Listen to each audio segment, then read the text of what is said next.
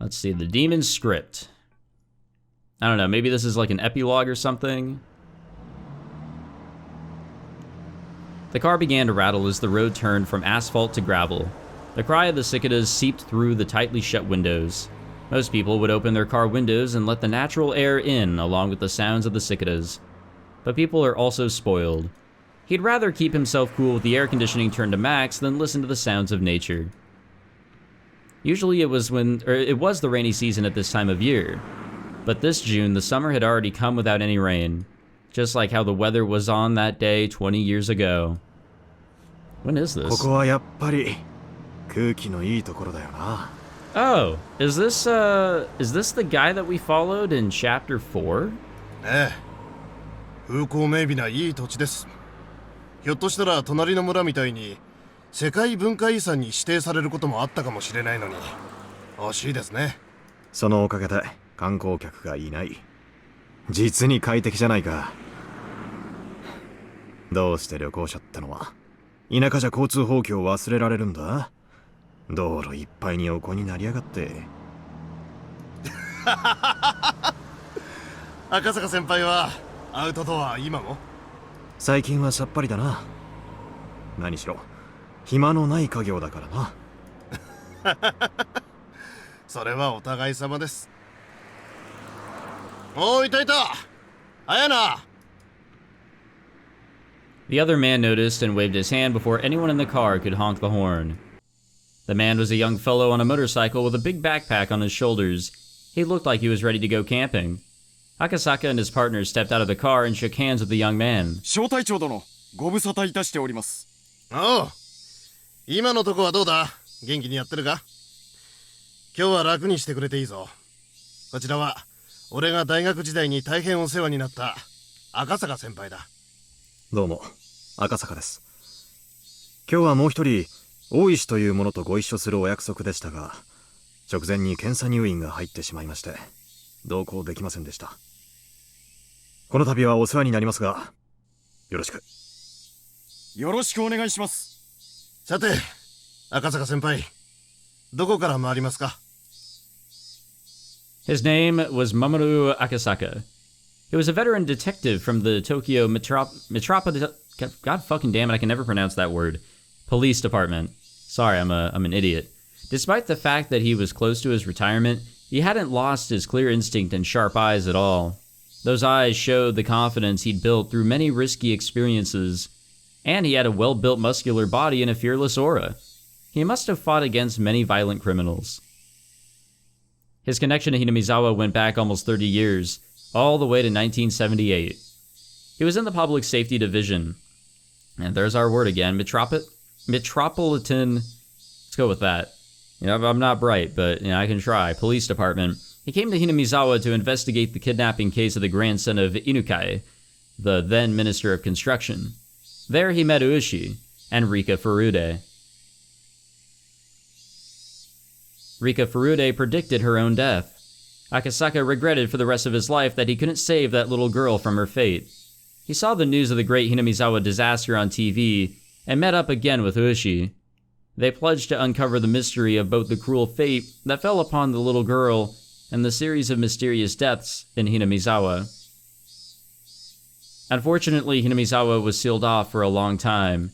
As a result, all Akasaka and Ueshi could do for the past 20 years was publish the little information they'd gathered, and ask for their readers to send their tips and clues. But recently the seal of Hinamizawa had finally been lifted. However, they couldn't come to Hinamizawa until today due to Akasaka's busy work schedule and Ueshi's poor health. In fact, Ueshi was supposed to come with Akasaka, but he was called in for an emergency health checkup. The other two who came along were Akasaka's juniors from university. One worked the ground SDF, and the other was his subordinate. They were assigned the mission of sealing off Hinamizawa, so they were quite knowledgeable about the village. Akasaka took out a scrapbook from his bag. The corners of the scrapbook were all dented, making it look very old. Akasaka flipped through the pages, thought for a second, and let them know his first destination. では、鬼ヶ淵沼をお願いします。了解いたしました。それではご案内いたします。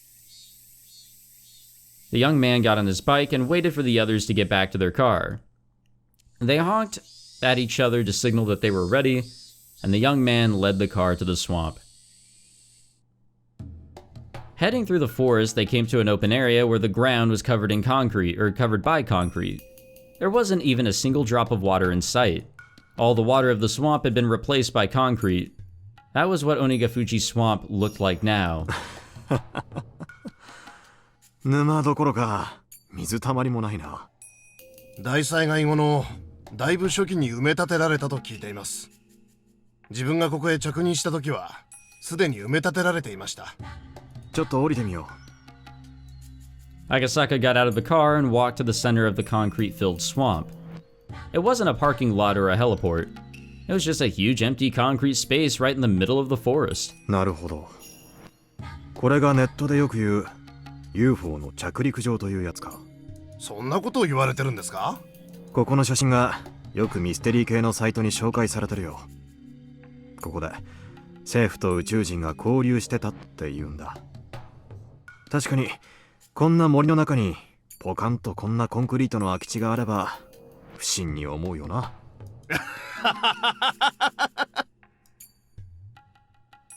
Volcanic gas erupted from the swamp in June 1983. The deadly mixture of hydrogen sulfide and carbon dioxide engulfed and destroyed Hinamizawa in a single night. The village was sealed off and the SDF covered the swamp with concrete. ネットで騒いでる連中にも連中なりの根拠があるらしい。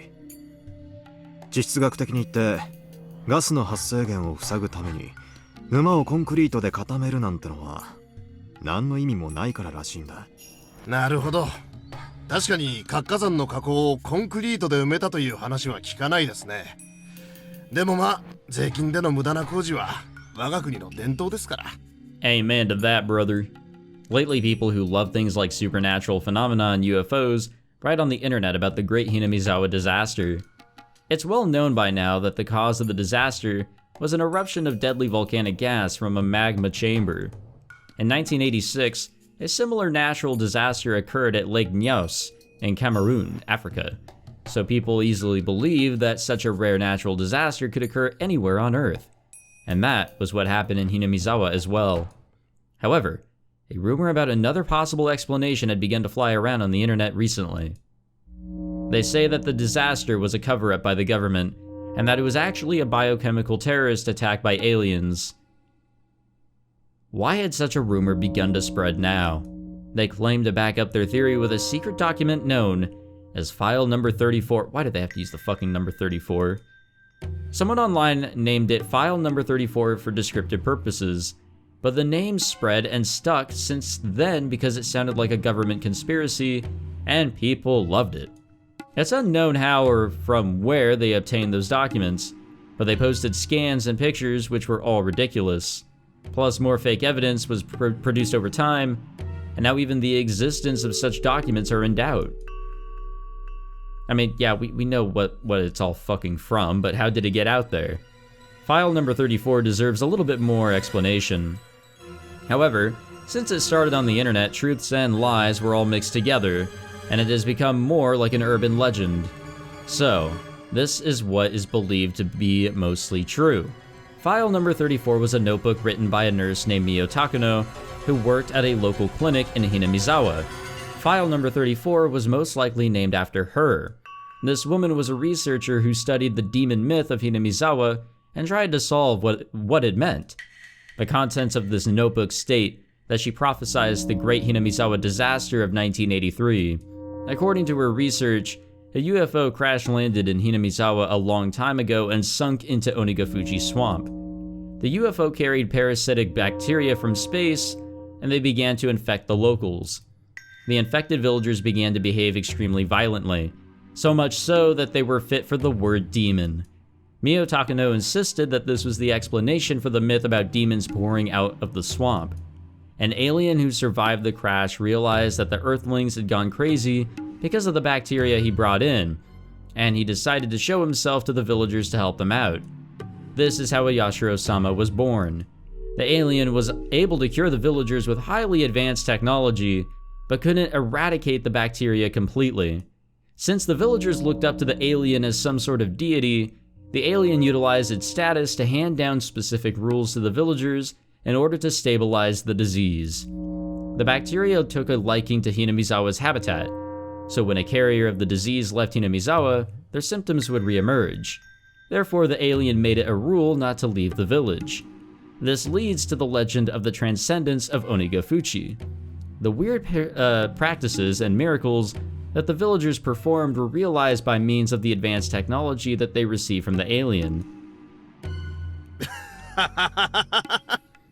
そういうののマニアな人たちはつくづくそういうのが好きですよね。ノストラダムスの大予言だって99年にはあんなに騒いだのに、7月が過ぎたら何事もなかったかのようにみんな過ごしてる。民放もあれだけ煽っておいて無責任たらありゃしない。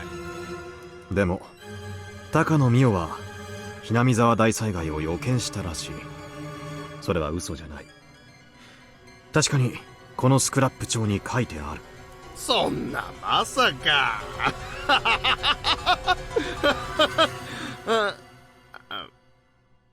赤坂先輩、それ本当に？ As time passed, the bacteria stabilized in human bodies and became harmless. The alien and the bacteria began to fade away from people's minds. However, the alien has lived on for hundreds of years with the protection of the three families. It still lives on as the spirit of a deity in the secret temple of the Furude Shrine.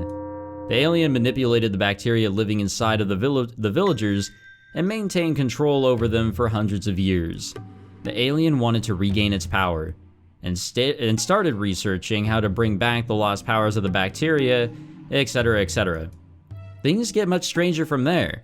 People say that the disaster was actually part of the alien's plan to conquer the entire Earth by spreading the reawakened bacteria. The Japanese government has a secret division that fights against alien invasions. And they trained at Area 51 in the United States, etc., etc. And they moved in to stop the invasion by sealing off the entire village.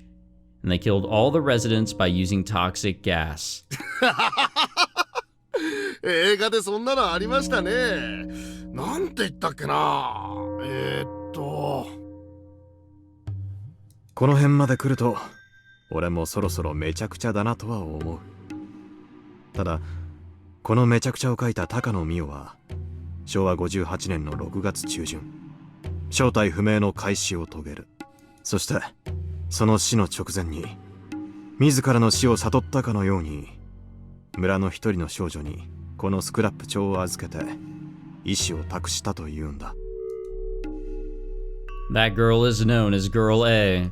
Some guy who investigated the case was able to track it down to a girl named Rena Ryugu.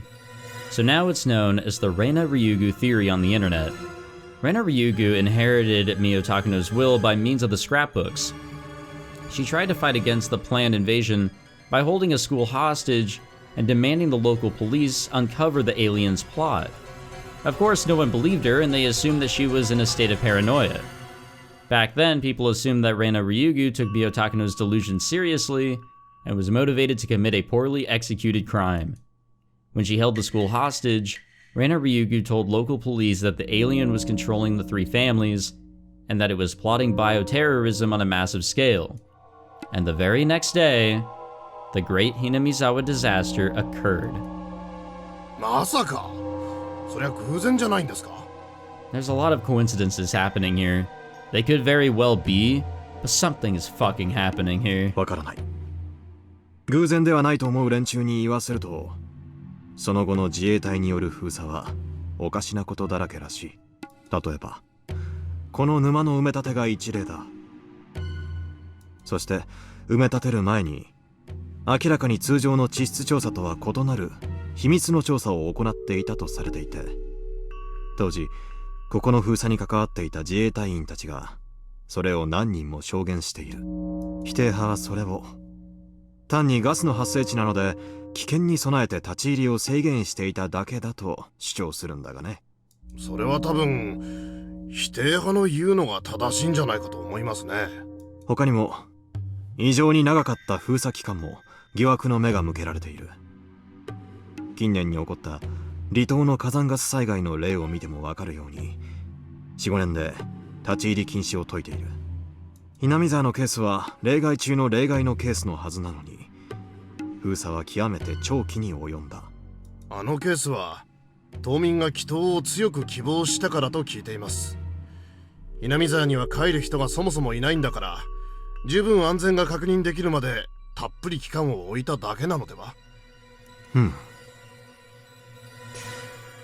あとこんな話もあるぞ。Hinamizawaを封鎖していた自衛隊員たちは定期的に血を抜かれての厳密な検査を受けていたといい、 What the fuck? それは実は細菌感染の陽性反応を見るもので、自衛隊員たちをとどまらせることによる何らかの人体実験だったと囁かれているらしい。それはやはりガスが湧き出す危険性があっただけに、健康管理には気を使ったということでしょう。それに普通のサラリーマンだって年に一度は健康診断を受け、その時に血を抜かれてるはずです。まあ君の言うことももっともだと思う。あともっと面白い話もあるぞ。Hinamizawa大災害時に火山ガスは発生していないと主張する連中がいる。火山ガスは発生していない？どういう意味ですか？つまりもともと火山ガスなんか噴出してなくて、ガス災害というのが政府の嘘であると主張しているらしい。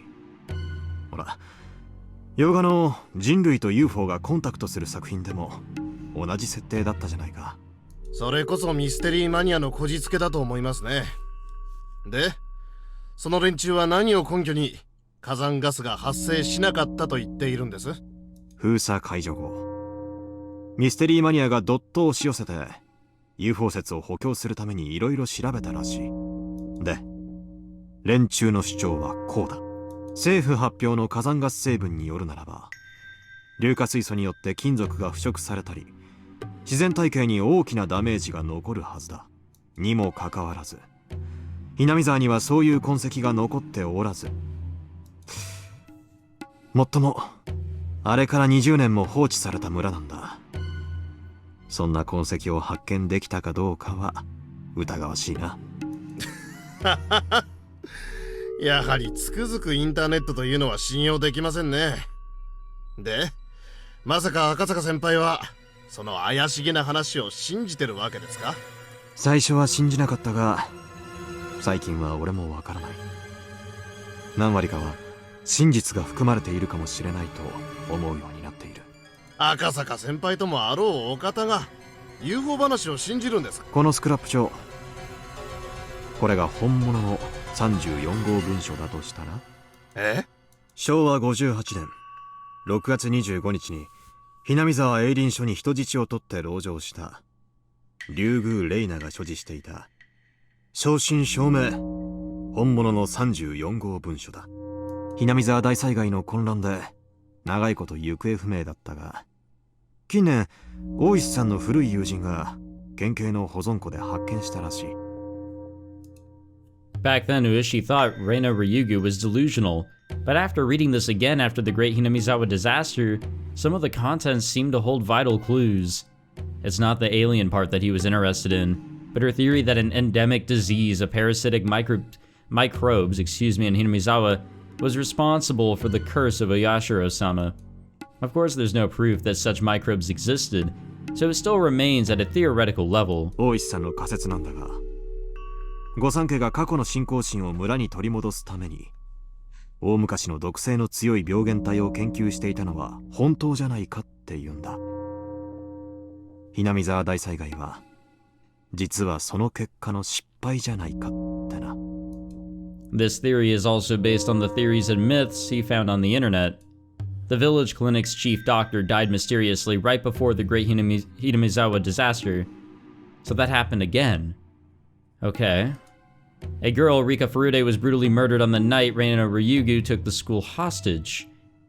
How? How was she murdered? Who murdered her? There could have been an underground research lab beneath the village clinic, and Dr. Irie could have been forced to do microbiological research, but he couldn't live with his own sins and committed suicide. Rika Furude could have been brutally murdered in a sacrifice for some sort of ritual ceremony in the name of Oyashiro-sama's revival. However, their experiment went wrong, Instead of the microbes being parasitic in the villagers, they became a killer virus, and they exterminated the entire village in one night. ただのガス災害じゃないことは明白なんだ。ガスが湧く直前に一人の少女が最近テロを予告し、数人の村人が開始を遂げている。それをスクラップ帳にまとめた高野美代本人も含めてね。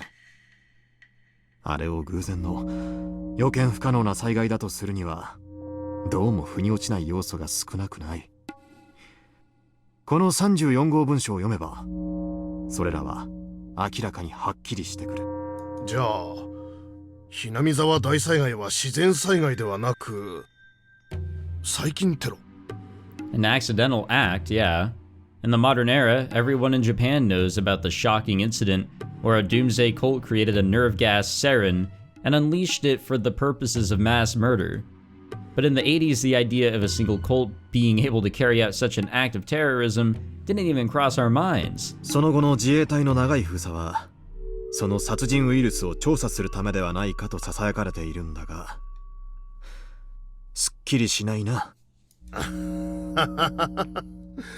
UFO に乗った宇宙人がって話よりはカルト集団がって方が近年は信憑性がありますからね。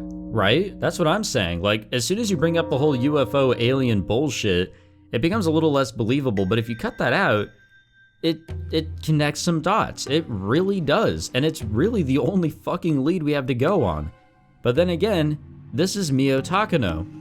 Could it be that maybe she included UFOs and aliens to try and cover this up? But why? And how would she know this? How would she know that these things were going to happen in a similar way that Rika knew where deaths would occur, who would die on each of these Watanagashi festival nights? 本当に There's a UFO が lot of 墜落し fucking た可能性 questions. もあるかもしれないな。リュウグウレイナが人質籠城時に出した要求の筆頭は、鬼ヶ淵沼の底には墜落した UFO の残骸があるから引き上げろというものだったらしい。バカバカしい。それがバカバカしいか調べたくても、見ろ、沼はコンクリートで数メートルの厚さで固められ、確かめる術もない。地質学的にはガスを防ぐ効果は何も期待できないはずのバカバカしい工事によってだ。Yeah, then why put the concrete there? What are they trying to hide? 赤坂先輩がそれを立証するには、あとはここの住民の生き残りを見つけて、体内からその特殊な病原体ってやつを見つけ出すほか。それも致命的だ。Hinamizawa大災害後のHinamizawa出身者に対する魔女狩りのせいで、今や出身者の存在は不明だ。彼らは名乗りなどあげまい。Right after the disaster, some people who were from Hinamizawa started displaying erratic behavior. When they started dying mysteriously and committing suicide in strange ways, people got scared of them and chased them out of their neighborhoods. The government was practically useless in protecting their privacy at the time, so the former residents of Hinamizawa lied about where they were from, and have kept it that way since. Sorry, losing my fucking mind here. じゃあお手上げじゃないですか。それでも諦めないのが刑事魂ってもんだよ。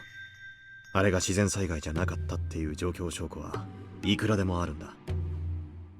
何か一つの具体的証拠が見つかれば、芋づる式に全てを白日のもとにさらせるかもしれない。まあ、あれから20年経過してますからね。真相はあまりに遠い闇の中かもしれません。そうだな。21世紀の今頃になってここを訪れても何も分かりはしないのかもな。What happened in Hinamizawa in June 1983? The only factual evidence that I had was that Mio Takano mysteriously died and left her scrapbook predicting a bioterrorist attack. A young girl took a school hostage to make people listen to this prediction, but no one took it seriously. The chief doctor of the village clinic committed suicide. People believed that a little girl, Rika Furude, was a reincarnation of a Yashiro-sama, and that she was brutally murdered. What was the truth behind this scrapbook? Was it written to reveal a huge conspiracy? Or was it just a bunch of delusions written by an occult maniac? If the contents of this scrapbook were true, the disaster could have been avoided if we had heeded the warnings of one girl. Excuse me. If they weren't true, then who created the disaster to follow the scenario of the scrapbook? After the sarin nerve gas incident, the words mind control came into the spotlight, and the contrast to brainwashing, which can easily force a person to commit certain acts in the short term. Mind control takes a long time to gradually make a person believe that what he or she must do is the right thing to do, and to act upon it as if it were his or her own idea. It's a form of character alteration, which is far more serious than brainwashing. The cult behind the sarin gas incident induced fear and anxiety into its members through its revelations of doomsday. At the same time, they ordered them to do certain things as means of salvation and had them do so voluntarily. The formula was quite similar to how Rena Ryugu became a puppet of file number 34. So does that mean that Rena Ryugu was mind-controlled by someone? Does that mean that the cult that mind-controlled her tried to cause the end of the world in order to increase the credibility of their teachings, just like the other cult did? Would that make file number 34 some sort of religious textbook for them? When I lose my grip on what's true and what's not, it sometimes makes me feel that someone might be laughing in amusement at this disaster. This scrapbook was like a script. It was a script for a tragedy that takes the lives of thousands of villagers in one night. It was a script for demons who laugh at that loss of human life. Someone wrote the script, someone performed it, someone watched the show and laughed. Damn it. What the hell happened in Hinamizawa in June 1983? So this was an epilogue. I'll fucking take it.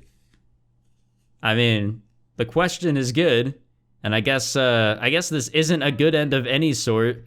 We still, hit rock bottom with a bad end, but I mean, all of our friends survived. That's a plus until, well, this. I don't know. I mean, in the main story bit of this, everybody survived, but yeah, wow. Mamma mia. Okay, so I think what I'm gonna do, and I probably will have already done this, I'm actually gonna split up this recording session into 2 episodes. So everything that was up through the end of the game where the quote-unquote credits rolled, they weren't really credits, but when we got to that, that'll be episode 25, and me speaking here before jumping into the staff room and the other 2 endings will be episode 26. I think including the epilogue and the actual finale does help. I would say that was actually an epilogue of sorts. And I will also include my thoughts here after the staff room, which is also going to be another day. It's going to be when I record again, because I am actually out of time. A lot to consider here, but I will keep on thinking. I will give myself a good old day to think about it and return to record the remainder of this episode when I am ready. But there is a lot to consider, and I don't know. The time has come, hasn't it? Alrighty, it is a new day. Time has passed. It is time to fully complete this recording session. This is going to be the second part of the final episode here. We're going to go to the staff room, go through that.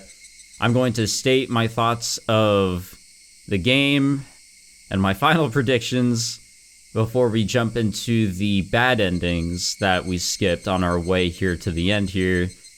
And that'll be it for Chapter 6. From there on out, it's Chapter 7 time, which people say is where we start really getting the answers. Alrighty, hello, my name is Ryukishi07. It's the man himself yet again. I hope you enjoyed playing Higurashi When They Cry Chapter 6. Chapter 6, oh fucking shit. I had to say this once and I gotta say it one more time. Tsumihoroboshi. That sounded good enough. There are several themes I want to write in this chapter, but I'd like to talk about one of them here. It's about the denial of murder. This is something I had to write sooner or later since this is a novel about serial murders. There are two means that youngsters in particular use these days to solve problems, which are murder and suicide. When we feel stress, we choose to either get rid of the source of the stress or to get away from it. Let's say you're bullied by a kid at school. You have two ways to solve the problem. You choose either to get rid of the kid from your current environment or to get away from the environment itself. Usually bullies are stronger and have their underlings, so you don't stand a chance alone to get rid of them. It's also not easy to switch classes or to quit school, so you can't easily get away from the situation. As a result, the situation gets worse day by day, and your stress urges you to solve the problem immediately. And you come up with murder or suicide as easy solutions. If suicide is considered defeat, you'd want to consider murder. I feel like there are many people who think that way. However, if you actually committed a murder, it wouldn't be easy to pay for the sin. I believe murderers know that well too. But you really hate the bully who pushed you to the limit where you have no choice but to kill him. So with a determination that turns your entire life upside down, you commit murder. But if you have such a strong determination, there have to be more ways to take that opting for murder, or take then opting for murder, which should be the last resort. You can talk to your friends.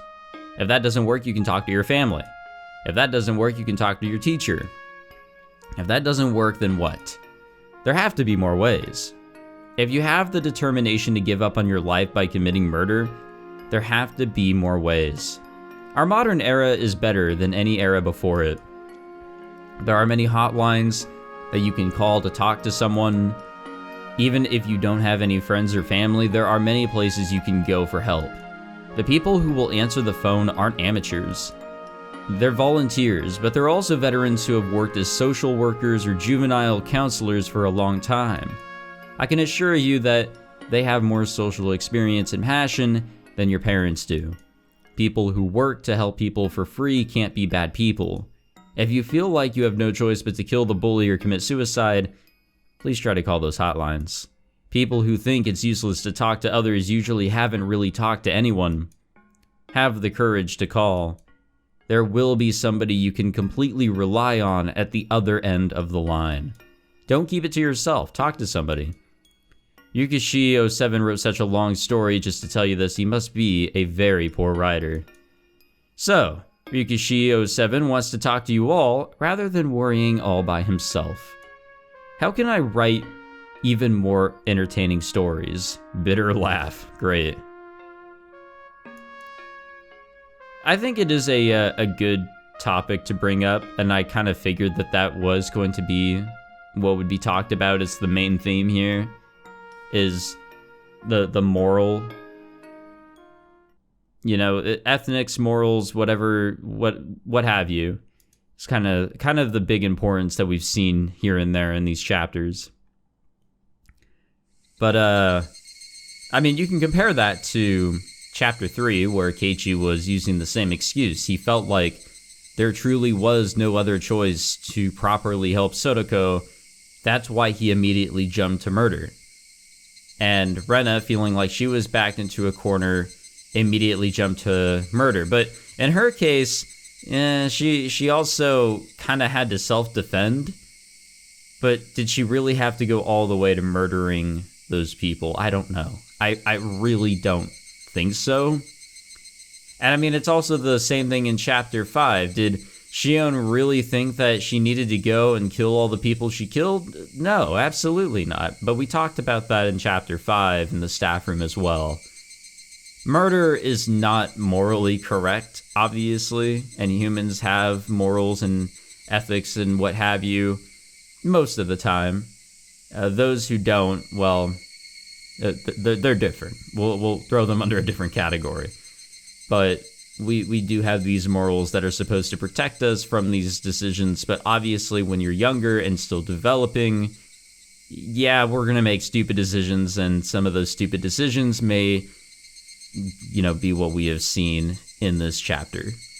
But it is what it is. It's a story about kids just trying to get along with life in a really fucked up environment. Hate to say it, but it's true. This village is fucking whack. But yeah, those are my thoughts on the staff room and that central theme. Let's talk about the game. This has been a really fun chapter. I feel like chapter 5 was a really big, a holy fuck type of chapter, but chapter 6 here was also just really good in the shock factors and all that it brought to the table. A little slow in the beginning. I know that we were following Rena a lot. I did like the back and forth with the different characters, especially with Rena and Keiichi. But there was quite a bit of slow parts setting things up. And then it did pretty quickly jump onto the, all right, let's kill Rena. And then, all right, let's kill Teppei. And then that episode that I recorded that was just the 5 of them talking at the garbage dump. Oh my gosh, that was beautiful. Probably one of my favorite episodes recorded for this playthrough. Not that I'm trying to rank them or anything, but it was pretty good. So while the absolute beginning of this was a little slow in getting things set up, or at least it felt like it, just trying to get the information out, it did get going and it went along pretty well. And then just the demise, everything slowly but surely coming down to a crumbling point, which led to Rena being psychotic and fucking getting ready to blow up the school, because that's normal, right? So I'd say this was a really great chapter for what it was from an entertaining standpoint, and for information wise, I feel like it was really good as well. There were a lot of oh shit moments in realizing what's going on, for at least what was confusing in Chapter 2 when we were playing through Chapter 5. It revealed a lot of events that happened there. Learning about Shion helped us understand a lot more about the Sonozaki family, as well as how the 3 families run the village, which is really great. Here in Chapter 6, we're trying to figure out what's actually going on with this whole curse nonsense, and it brought up a very interesting parasite theory, which I do like, but also find it very hard to believe. And here's my prediction. I don't know if there are parasites, but there is something going around in this village, whether you call it something real or something fictional or what have you, because there are fictional elements here. We can't rule that out. Rena is definitely a fucking piece of evidence on that one. Or not Rena, Rika. Not sure what the deal is, if it's non-fiction or fiction with what's going around here in the village, but I feel like something is going around. And when we viewed the epilogue and that final tip, that kind of confirmed that, okay, it probably wasn't volcanic gas that wiped everybody out. It was connected to whatever has been going around in this village, and whatever the underhanded or underground enemy is here, or enemy party, whoever the antagonists or antagonists are, finally arose and did what they did to wipe out the village. Whatever their goal is very interesting, and it has to do with Rika, I feel.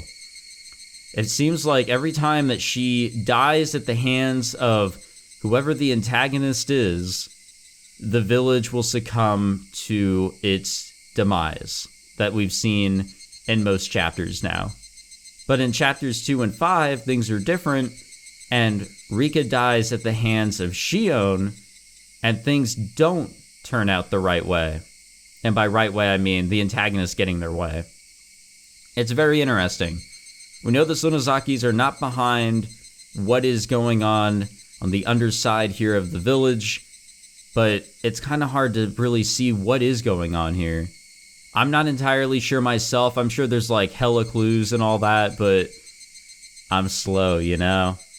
I will say though, I believe that Takano is an antagonist. And I brought up earlier that it's like the police and Takano, whenever they get involved, she gets awry, and it's true. Chapter 1, once Takano and Tomitake talked with Keiichi, things went to shit.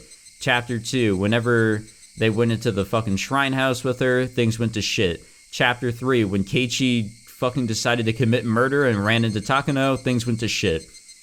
Chapter 4 doesn't count. Chapter 5, same shit as Chapter 2. Chapter 6, actually no, Chapter 5 it's a little different. Shion did come in contact with her, Takano, before the events that we saw in Chapter 2, and she gave her scrapbooks. She gave her some notes. That's right. Same shit that happened here in Chapter 6, except they were like filled with theories and shit. And we read through those. We read through her journal entries in Chapter 5. Those were the actual tips. I feel like if there is a demon script or whatever, and Takano is in a very similar boat to Rika, in where they're kind of like time traveling or some shit, and they're trying to change the timeline or what have you, and find an ending, or at least that's what Rika's trying to do, a good ending. I don't know. It could be the same with Takano, in that whatever she's writing in her journals and predicting comes true in a sense. What if that's possible? What if she is some, character with fictional abilities? I don't know, but I feel like she has some part to do here with what's been going on.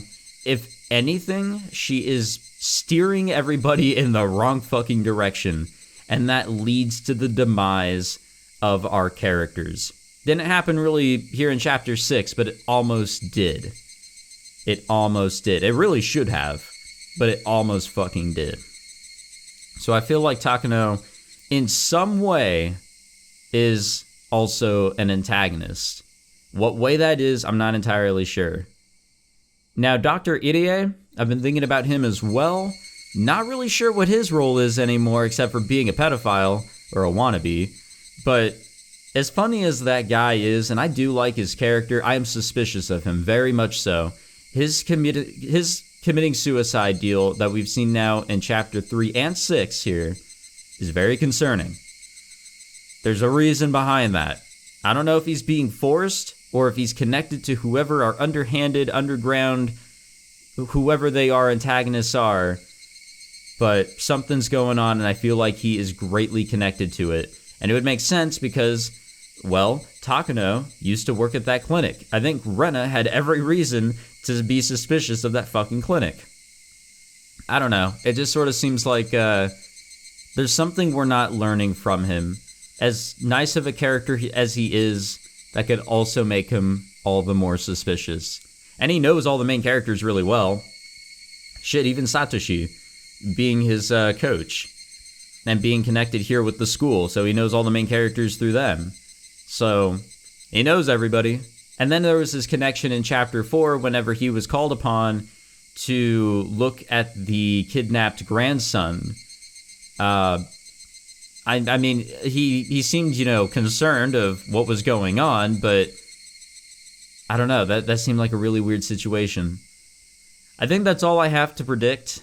I really don't know what the actual situation is, and one of my patrons, I believe, but one of the viewers here of the playthroughs that's been sticking around has told me in the comments that the beginning of Chapter 7, I think, kind of just spills everything. I think it was Dapper who was telling me this. So I can continue to think about it before I start Chapter 7. If you guys have any more things to maybe hint at, by all means. But, don't spoil it. Oh, I also wanted to bring up Rika's fucking imaginary friend, or whoever she's been talking to. Is that the character that is in the Steam title card for Chapter 7? The purple-haired, or is it a violet? It's like a pastel purple.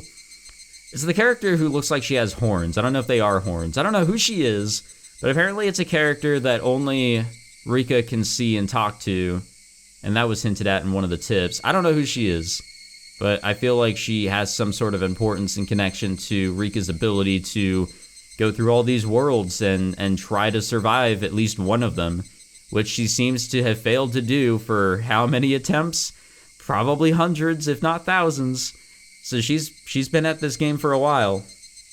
I don't know who that is.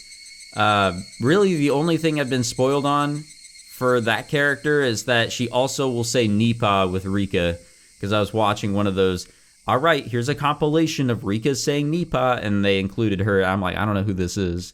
I'm not looking into it because I don't want to get spoiled. That's really the extent of that. I'm sure she's going to have importance in the next chapter and is greatly connected to whatever is actually going on in this village. Do I think that there's an Oyashiro-sama? No. Do I think there's people that are trying to push people into believing there is one? Yes. Is it the Sonozakis? Not necessarily. Are the Sonozakis doing good things? Yes and no. They're doing criminal acts for the sake of their village, but they're not doing things in order to control necessarily. Or maybe they are. Depends on how you want to look at it. That's really all I have in terms of predictions. We have come a long way, and there's obviously a lot of moving parts. We figured out the mystery with what was going on with the whole Mion Shion thing in chapters 2 and 5. We figured out that Keiichi was being extremely delusional in chapter 1, which blinded him from a lot of things that were actually happening. And we saw how that kind of played into part here in chapter 6. But when you look at the bigger picture, if anything, I want to say the big takeaway is Takano is pretty goddamn sus. I gotta admit. So that's all I got there. All right, let's do our 2 bad endings. If you guys don't want to watch any further, that's fine. I don't know if we'll get anything out of this. Oh, speaking of bad endings, the bad ending that we got in chapter 5, I don't know if that's canon at all, or if it's supposed to hint at what's actually going on, but Keiichi seems to just kind of die, even if he gets away with things. In chapters 2 and 5, I think he died of a heart attack. Even so, from his perspective, it looked like Mion was there, but I think he was just delusional again. Chapter 5, if you go through the bad end route, the not right one, then it looks like things are okay, but then things kind of take a fat shit, and he gets killed, kind of. Somebody approaches him, but they don't have a voice, and there was no name tag or anything, but he said hi to somebody, and then he died. Could that have been a delusion? And he just had a fucking heart attack. I don't know. I really don't know. But that was pretty concerning. So I don't know if there's any truth to take away from these endings that we're about to get here, or if they're just extras because, choices in a visual novel are fantastic. I don't know. Alright, we're gonna have to skip a little bit here. We'll get there. Come on, get us to where we need to go. Alright, here we go. I don't even remember what the prompt was, but I think we're talking about Rena. Okay, being certain is the right thing, being uncertain is the wrong thing. Tarika-chan, who had whispered that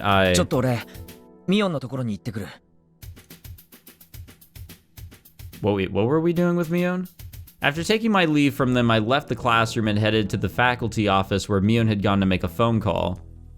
It's not like I could do anything even if I stayed by her. I just hated staying still, doing nothing but wallow in anxiety. Oh, that's right. She made a call. Who'd she make a call to? Are we gonna listen in on that? Oh, that's right. She called Kasai. Can we skip this? Nope.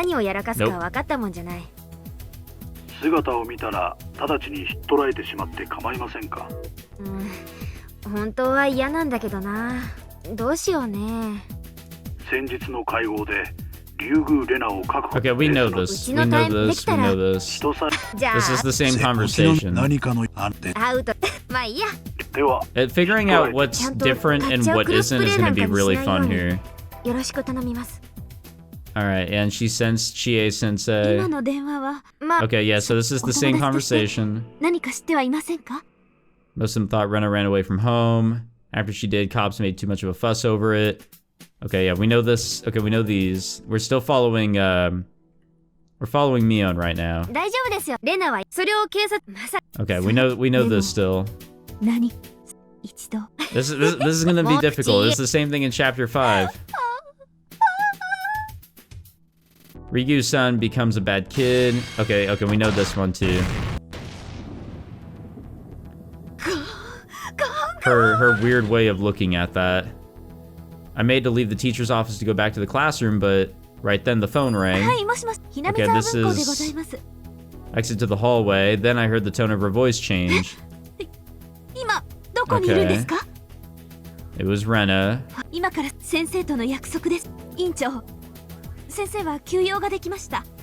しばらく表へ出ますので、みんなを自習させてください。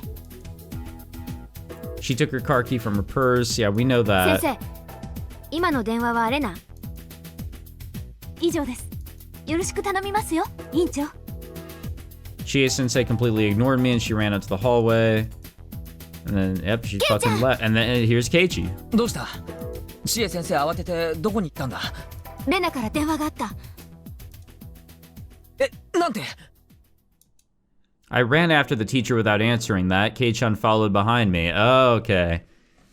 This is getting interesting here. She ran to the schoolyard and got into her car. The moment her car left through the gate, I ran out to the schoolyard myself. I headed for the black car parked near the gate and knocked on the window. お疲れ様です。今のところ異常ありません。違う。今出て行った先生の車を追って。多分、行く先にレナがいる。何？ Keiichi yelled in surprise, but there wasn't any time left to explain it to him now. レナは警戒心が強いから注意してね。捕まえたら有無を言わさずに本家放り込んで、葛西の指示に従うこと。私の友人だよ。怪我なんかさせたら許さないからね。Rena must have told Chie-sensei that she wanted to talk to her alone. I could tell that easily from the way she ignored my question. I did feel a little bit bad for ruining their promise, but it was very important that we caught her. Yeah, too bad that's not working out. Okay, we know that. Set fire to the clinic. Oh, what a deal. ケイちゃん。先生がレナのいる場所に向かったんなら、俺も一緒の方がいいはずだ。頼む。そうだね。確かに。じゃあケイちゃん、早く乗って。わかった。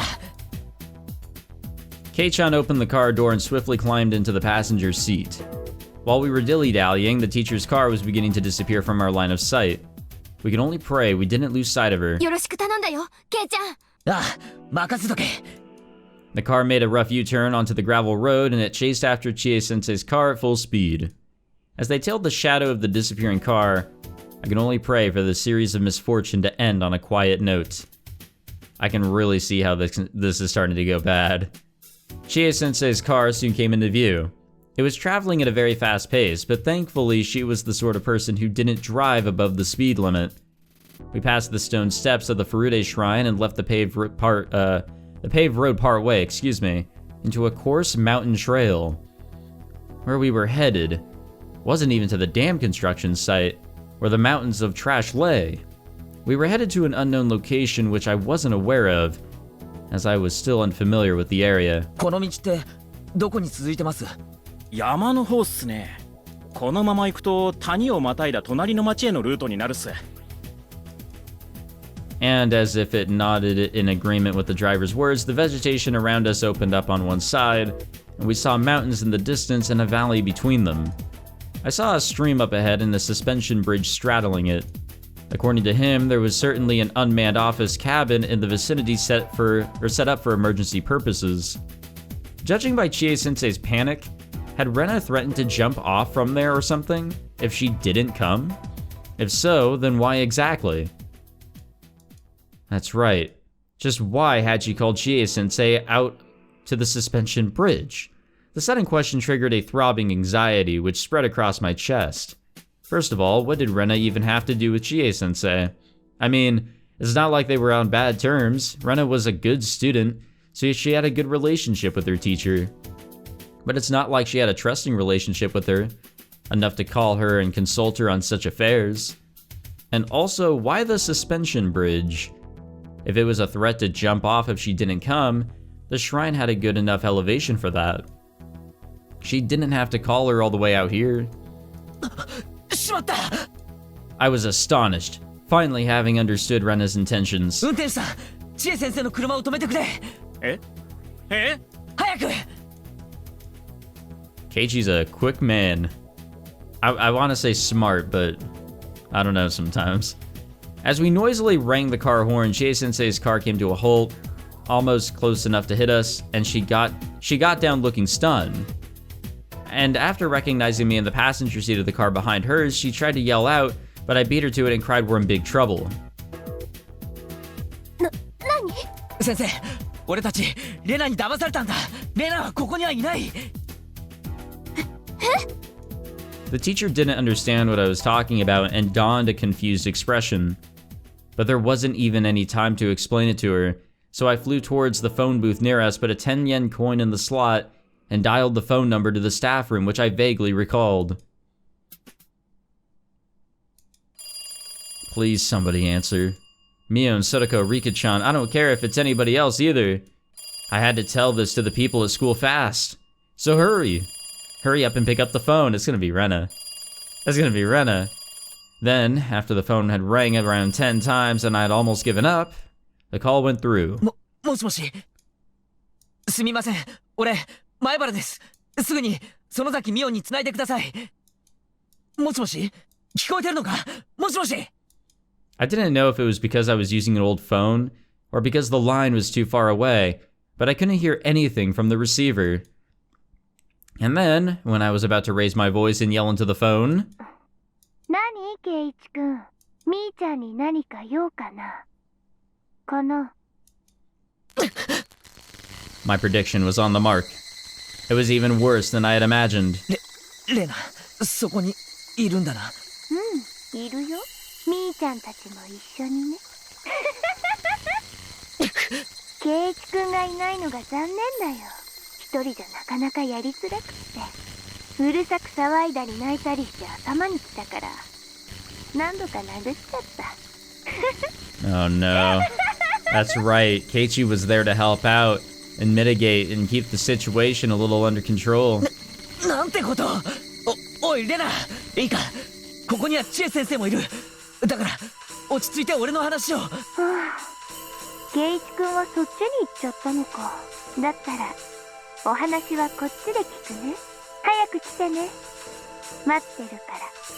おいレナ、待て、切るな。 Those words fell on dead ears. Rena, who was on the other side, swiftly ended the conversation like it was nothing. Oh wow, this is really going into its whole other section here. I wonder, is this gonna be like a long, different route? I kind of hope not, to be honest, because I just want to do the other one and just call it quits, you know? Okay, wait, we've seen this. Yeah, we've seen this shit. Kinda. Maybe. クマちゃん、遅れて申し訳ない。状況は？ご苦労様っす。本日午後1時頃、Hinamizawa営林署内のHinamizawa分校区画にて教室占拠が発生しました。犯人側の第一要求は営林署敷地内への一切の立ち入りの禁止と当保へのホットラインの確保です。ってことは初めから警察と交渉する。 Okay, yeah, you know what? We've seen this too. 龍宮さんがわかります。とことん。 At this point, it's really just skipping along to see whenever we can come across some new content, you know? 生徒数は担任が出席。それプラス龍宮レイナ以外に。いえ。 Okay. ですが規模他を考え。 That's normal. Okay, here we go. とても真面目ないい子だ。こんなことを。大丈夫ですか? She ran up to Chie. Okay, we know this. We know this. Where's Keiichi? Did Keiichi go in? 1号車の無線に。I think maybe Keiichi went in. Maybe. 早速出ることにします。ありがとう。はい。もしもし。 This will tell us right here. Yep, here we go. Clenched my teeth in frustration and rolled up my fists into a ball. An overwhelming wall of police officers blocked my way. Oh shit. I felt pathetic for only being able to watch the teachers and detectives from afar, so he couldn't even get in. The reason behind why Chie-sensei had been phoned and summoned out of the school, for Rena who wanted to hijack the classroom. Wait, what? The biggest obstacle to Chie-sensei, she was someone who had a strong sense of justice. Even if Rena had held a pistol to her, Chie-sensei would probably wouldn't have hesitated. For the welfare of her students, she would put herself in danger. Getting rid of someone like her was the primary step in order to hijack the classroom. Attacking her from behind would have been her very first line of thought, but I'm sure she decided taking on an adult directly was a risky affair. In that case, it was better to lure her away to some place. Rena had then phoned Chie-sensei. Okay, we know this. We know this. We know this content. Yeah, we know this. This was talked about as well. God damn. Trying to find all the new content is going to be the difficult part. じゃあ圭一君を呼んで。 You know, as soon as I speak, right? は？今何とおっしゃいました？そっちにいるんでしょ。彼と話をするから早く呼び出して。わかりました。Higurashi asked one of his subordinates to summon the boy who stood in the front of the line of the crowd gathered at the barricade. He immediately jogged over to the car as soon as he was called. 前原圭一さんですね。はい。竜宮レナさんがあなたと話がしたいそうです。通話代わってもらえますか？わかりました。Higurashi then handed over the receiver to Keiichi, and he noticed something happening outside and left the car. もしもし。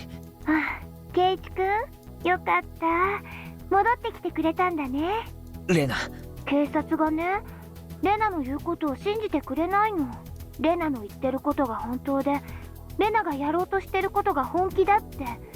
圭一君からも言ってくれないかな。やろうとしてることってなんだよ。今この教室にね。Oh my god, here we go. Here we go all over again. だから、レナが持ってるライターでちょっと火をつければ、ここにいる人質はみんな死んじゃう。それを大石さんに教えてくれないかな。なんですかあんたたちは。 Okay, then it's this ここの責 again. 任者は誰だね。 This is all happening so quick. Now they don't have to worry about what's going on in there, or we can't see what's going on in there. 君らは引き継いで。 Okay, we know this. 大石君。 Good old Utaka here. 第二軌道。5年くらい前だっけ。あれを Alright, we know this. It's just the backstory on this guy. 話をすぐ派手にしたがるその Send us back over to Keiichi. 大高君。あんた安心と高圧の反応。 The thing is, I feel like they will charge in. Like, there's not going to be like any negotiating. 大変だ、ケイジさん。 At once, the door to the car swung open and Keiichi rushed over to him screaming. どうしました前原さん。レナが教室内にガソリンを撒いたって。Gasoline? I didn't hear that there was something so inflammable in the vicinity. No, it's not about that right now. 射撃を。Oh, fuck. 構え。待ってください。やめろ。撃つな。て。 Goodbye, fucking school. Our bodies were promptly blown away and hit the ground. We didn't understand what had happened for a moment. A high-pitched tinnitus violently reverberated within my skull, and an overwhelming dizziness distanced me from my consciousness. My throat and nasal passage felt irritated from the suspended dust particles and smoldered air. Spitting out the crunchy debris from my mouth, I dragged my beaten body up to a stance and faced forward, looking ahead of me.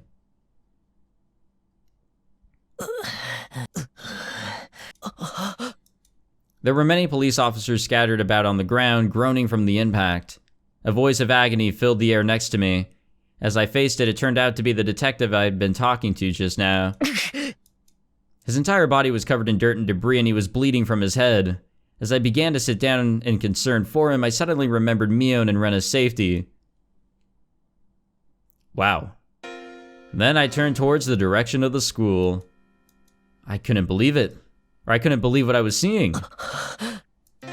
What stood before me was a disordered conglomerate of wood, bricks, and other distorted articles mixed in, crudely resembling an enormous camping bonfire.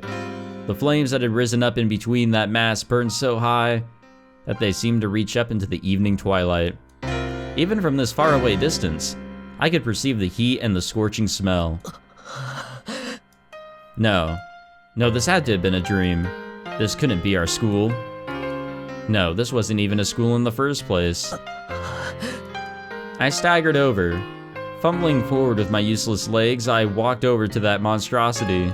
Shouldn't there be like some fire or something? There's no way it could just be like rubble now. And then before me, amidst the crumbled remains of timber, I discovered a face I recognized and drew a breath before I rushed over. Please don't show us anything. Please don't. Mion's eyes were wide open, facing my way with her right arm raised. Her mouth was slightly open. She probably couldn't speak. I need to get her out of here first. Thinking that, I tightly grasped that right arm. It felt light. There was no resistance. And then, from within the rubble, it came out. And then a small mass rolled over and touched my feet. Mion's head had come apart from her body.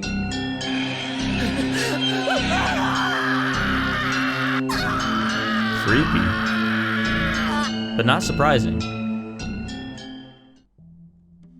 Well, obviously. Wow. I guess that really showed and proved that those other officers that came on here to the scene are really fucking stupid. They were jumping the gun just a little bit too much there. Alright, one more bad ending to get. I'm glad that didn't take too long, and I feel like this one shouldn't take too long either, because this was like already in the midst of like some action. So I turned in Sotoko's direction. So we can either just like ignore Sotoko or just try to do our own shit. And we're gonna do our own shit. There still wasn't any reply from Sotoko. Shit, if we don't find out where Rena's hidden the incendiary device quickly, well, we've managed to confine her to this space, but finding the device is what's really important. Please, Sotoko, you're the only one we're counting on.